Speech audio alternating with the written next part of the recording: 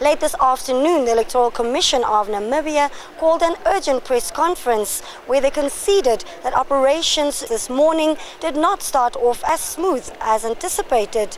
The start was slow due to human factor. We do not deny that.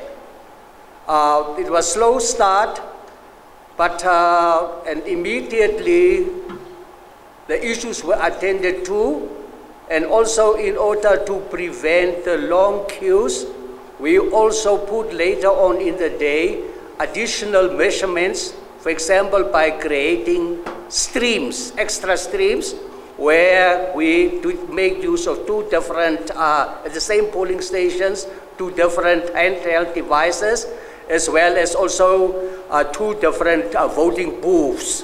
We are seeing that the final results will be announced from here around the 30th of November.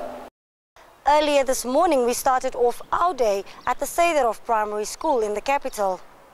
A sense of nostalgia and sadness filled the air when His Excellency President Hifikepunye Pohamba came to cast his vote, as this was his last election as the President of Namibia.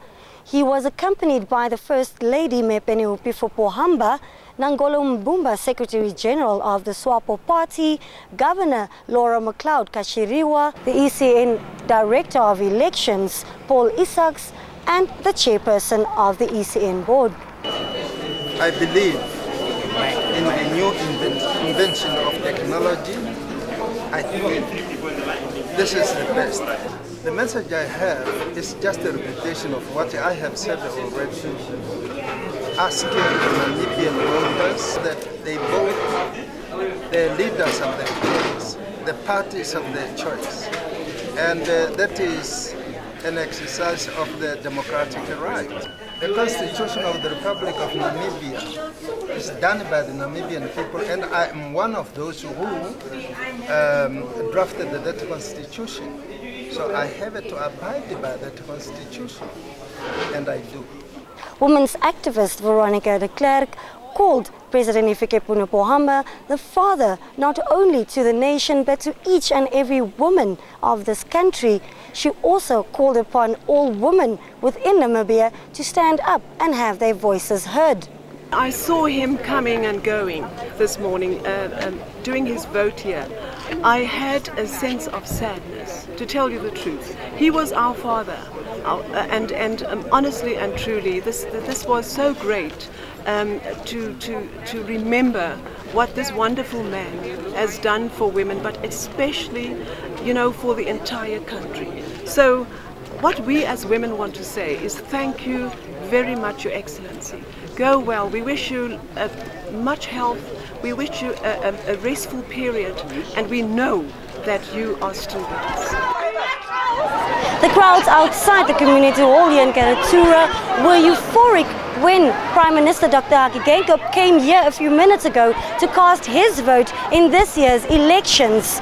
The crowd is pleased that he chose their venue to cast his vote. Well, we are voting for the change. But change, we haven't swapped our generation of succession. We have a way we are changing leaders. First, President molded somebody. He took over and he molded me together, two of them. I'm taking over a specific task of maintaining what we have already established, peace, unity, but to address service delivery for, because everything is okay, democracy is working, but poverty is still there. Children still being taught under the tree. So that will be the focus, delivery of service.